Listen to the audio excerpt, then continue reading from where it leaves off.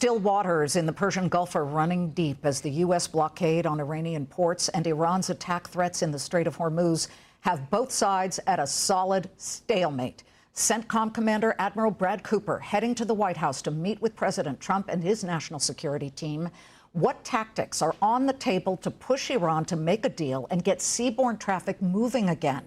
And how are Defense Secretary Pete Hegseth and Joint Chiefs Chair General Dan Kane convincing skeptical members of the U.S. Senate on both sides of the aisle to fund this increasingly pricey war? To Jennifer Griffin, live in Washington. Jen, lots of developments over the past few hours. What can you tell us? That's right, Liz. I just returned from Capitol Hill, where I spent the last 2 days listening to testimony, hearings on the House Armed Services Committee, the Senate Armed Services Committee, and you'd be surprised to know that there were very few serious questions about the Strait of Hormuz. Not much talk about it, in fact.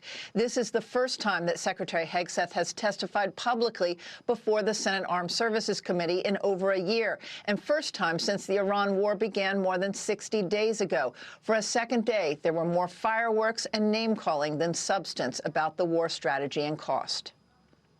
The question I would ask to you and to others is, what is the cost of a nuclear-armed Iran? What is the cost to the American people if the world's most dangerous regime has a nuclear weapon? But the truth is, they don't want war coming to this shore, and when you do a decapitation operation, the likelihood is going to be exchanged in the United States. There's no evidence that we are safer because of this war. We did not have any evidence that Iran intended to imminently attack this country in any way, shape, or form. Lawmakers accused the Pentagon of hiding the real cost of the war so far. The Pentagon comptroller said the operations had cost $25 billion so far, but estimates previously given to lawmakers until now suggested the Pentagon is spending $1 billion a day on the Iran war. I think you owe it to the American people to give us the straight talk about what the costs have been. We are 2 months into a historic military success in Iran, and you want to call it a defeat. And it's defeatist Democrats like you that cloud the mind of the American people and would otherwise fully support preventing Iran from having a nuclear weapon.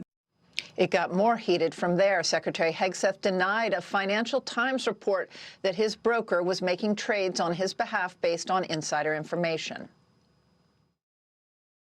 I'd like to hear you say, did you, through your broker at Morgan Stanley or otherwise, seek to invest in any defense-related funds right before Trump started the Iran war?